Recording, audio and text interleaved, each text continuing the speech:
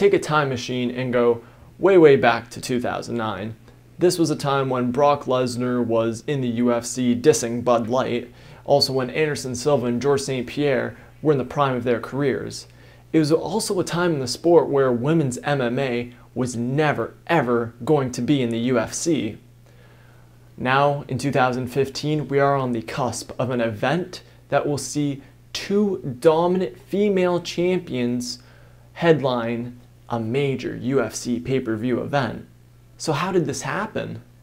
In Dana White's perspective, it was a business decision. Ronda Rousey was an undeniable celebrity and an undeniable star in the making. She had the star quality, she had the charisma, she had the dominance and the win streak and everything. She was perfectly packaged and parceled and delivered straight to Dana White's doorstep. All he had to do was say yes, give her a contract, and watch the money roll in, which is exactly what has happened. She has gone from being a random signing that no one was convinced might be essential to the UFC or bring in women's MMA to the biggest celebrity and the biggest star that the UFC has today.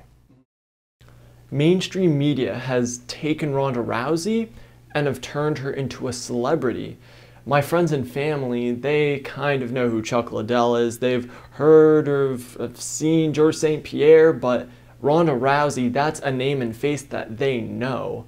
I knew Ronda Rousey was going to be this big star that was bigger than the sport when, of all people, my mom wanted to watch her fights. I was wondering, why the heck is my mom so excited to see Ronda Rousey fight Miesha Tate at UFC 168? The reason? She'd seen their feud on TMZ. That sounds like a celebrity. And it's because that's kind of the way that the culture of the sport is right now, and I guess sports in general. Right now, if we were to list off the biggest names in the sport, currently, the ones that get the most page hits, here are the names. It's Conor McGregor, Ronda Rousey, Sage Northcutt, and Paige Van Zandt. Now, what do those four people have in common? What they have in common is that they focus on their appearance. Now, I'm not saying appearance as in that they're all great looking. I'm saying appearance as in how they appeal to mainstream media. They all have an image that is well crafted. Now, why is that? We didn't used to have that in the sport. That's because the sport is changing. It used to be that fighters, for example, Nick Diaz, they grew up fighting not to become a celebrity, not to become a star in the sport, and not to become an athlete. They did it because they were just natural fighters. That's the way they grew up. They had to fight. And now you see people growing up and they see MMA as a sport, a way to become a superstar, like Georges St. Pierre did, like Anderson Silva did, like Chuck Liddell did. And that's the next generation. Now, is this a good thing? Is it good that our sport is becoming more mainstream than ever?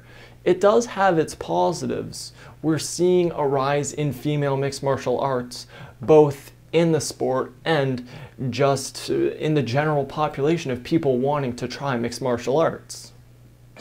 Yeah, I think she's made it more accessible, or there's, I think a part of that fear to come in has gone away, especially because she's not stereotypically a very aggressive or macho or like a scary looking person. I think that helps dispel some of the myths that MMA fighters are giant ripped brutes.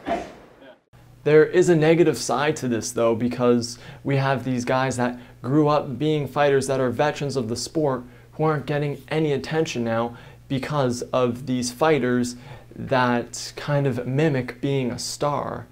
But it's not their fault. This is the name of the game now. In the age of social media, you have to craft an image. That's how people get noticed. But at the end of the day, this is fighting. And Ronda Rousey will tell you that the only reason she's a star isn't because of her image, isn't because of carefully crafted PR statements. The reason why she's as big of a star as she is right now is because she wins. And that's the only thing that she really knows how to do really well. At the end of the day, she is not a celebrity. She is not an actor. She is not an author. She's a fighter. And that's what the next generation has to take from Ronda Rousey. Yes, she is a giant star, and she may end up being the biggest star that the sport has ever seen.